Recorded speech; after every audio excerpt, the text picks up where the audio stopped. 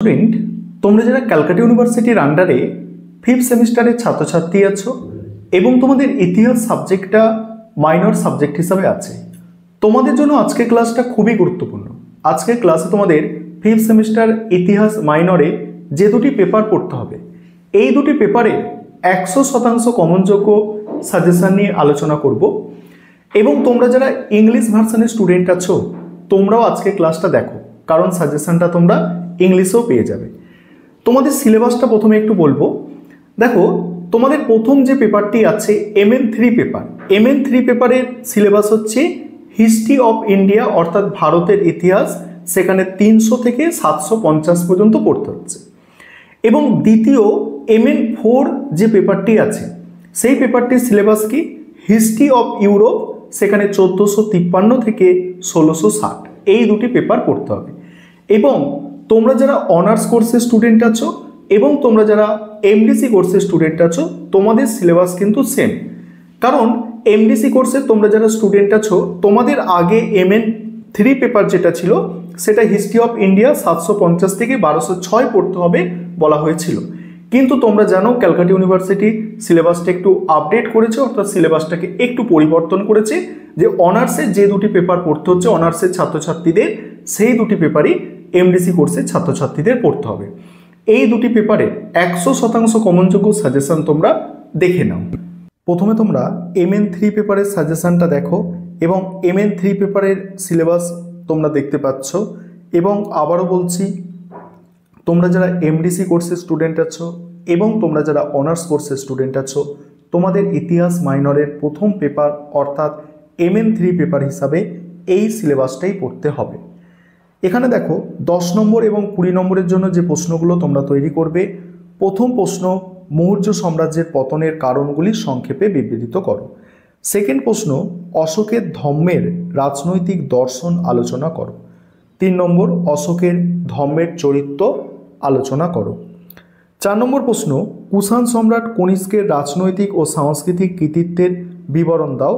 5 নম্বর প্রশ্ন হচ্ছে খ্রিস্টীয় প্রথম 3 শতকে রোম ভারত বাণিজ্য সম্পর্ক আলোচনা করো।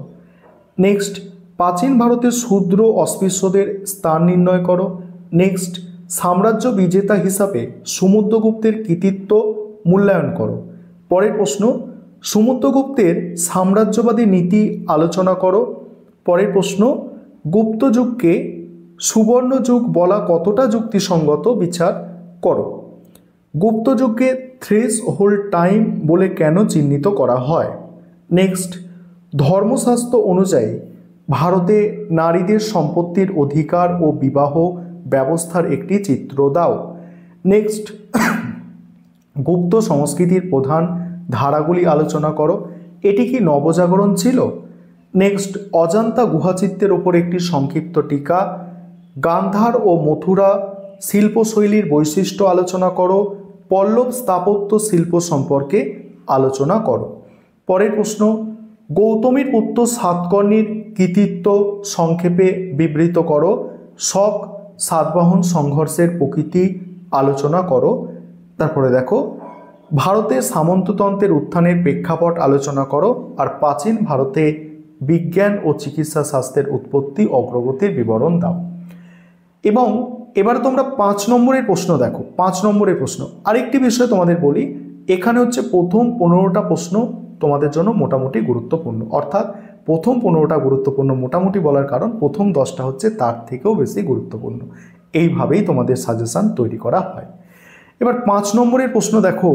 প্রথম প্রশ্ন আছে, প্রাচীন ভারতের দাস ব্যবস্থার প্রচলন নিয়ে মেগাস্তিনিসের বক্তব্য কি যথার্থ ছিল? নেক্সট হচ্ছে, মৌর্য প্রশাসনিক নিয়ন্ত্রণকে রমিলা থাপর কতগুলি ভাগে ভাগ করেছেন?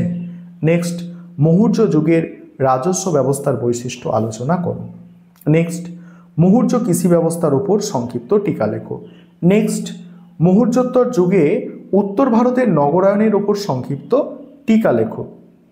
পরের প্রশ্ন, গুপ্ত শাসন প্রতিষ্ঠার প্রাক্কালে উত্তর ভারতের রাজনৈতিক অবস্থা সংক্ষেপে বিবৃত করো। গুপ্ত যুগে নারীর অবস্থানের ওপর একটি সংক্ষিপ্ত টিকা লেখো। নেক্সট, সঙ্গম সাহিত্য বলতে কি বোঝায়? নেক্সট, অগ্রহার ব্যবস্থা সম্পর্কে একটি টিকা লেখো। গান্ধার শিল্পরীতি সম্পর্কে সংক্ষিপ্ত টিকা। মথুরা শৈলীর ভাস্কর্যের ওপর টিকা। সমুদ্রগুপ্তের সাম্রাজ্য কতদূর বিস্তৃত ছিল। তারপরে অশোকের কলিঙ্গ যুদ্ধের তাৎপর্য। প্রাচীন ভারতের ইতিহাস রচনায় কৌটিল্যের অর্থশাস্ত্র গ্রন্থের গুরুত্ব। আর অশোকের শিলালিপি সম্পর্কে সংক্ষিপ্ত টিকা।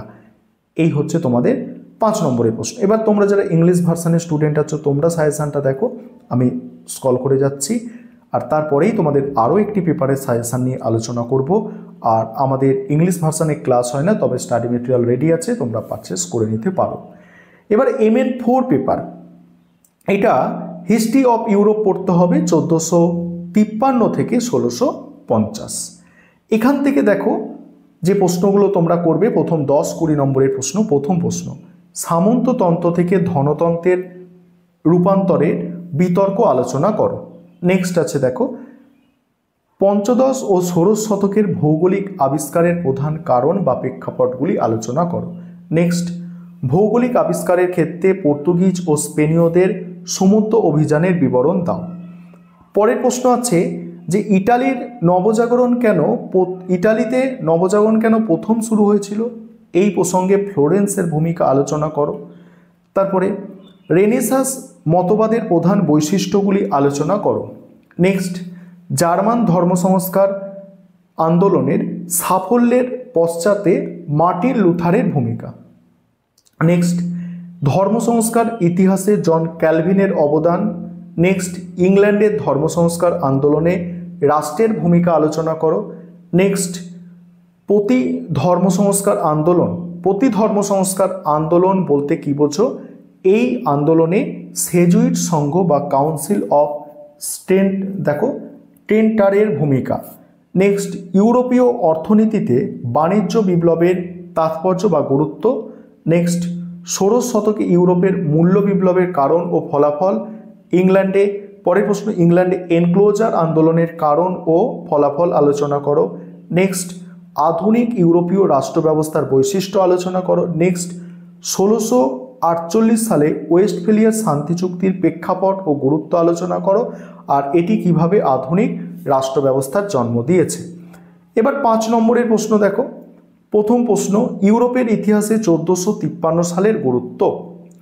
উত্তর, মানবতাবাদের প্রধান চরিত্র হিসাবে ইরাসমাসের অবদান। নেক্সট, ম্যাকিয়াভেলি কি একজন মানবতাবাদী চিন্তাবিদ ছিলেন, বা তোমার কি মনে হয় দ্য প্রিন্স কি মানবতাবাদী গ্রন্থ। নেক্সট, নতুন বিশ্বের আবিষ্কারের প্রধান অনুপ্রেরণাগুলি কি ছিল। তারপরে পেত্রার্ককে কেন মানবতাবাদের জনক বলা হয়। অ্যানাবেপ্টিস্ট কারা ছিলেন। তারপরে হিউগেনটদের সম্পর্কে সংক্ষিপ্ত টিকা। মার্টিন লুথারের 95 থিসিস সম্পর্কে টিকা। ভূমধ্য সাগর থেকে আটলান্টিক মহাসাগরে বাণিজ্যে পালাবদল বলতে কি বোঝো। নেক্সট, মূল্য বিপ্লব সংক্ষিপ্ত টিকা। লিওনার্দো দা ভিঞ্চি অথবা মাইকেল অ্যাঞ্জেলো তারপরে কৃষি বিপ্লব সম্পর্কে টিকা। এই হচ্ছে তোমাদের MN4 পেপার। এবার তোমরা যারা ইংলিশ ভার্সানের স্টুডেন্ট আছো তোমরা সাজেশানটা দেখে নাও। সম্পূর্ণ সাজেশানটা আমি স্ক্রিন রেকর্ডের মাধ্যমে স্ক্রল করে যাচ্ছি, তোমরা দেখো।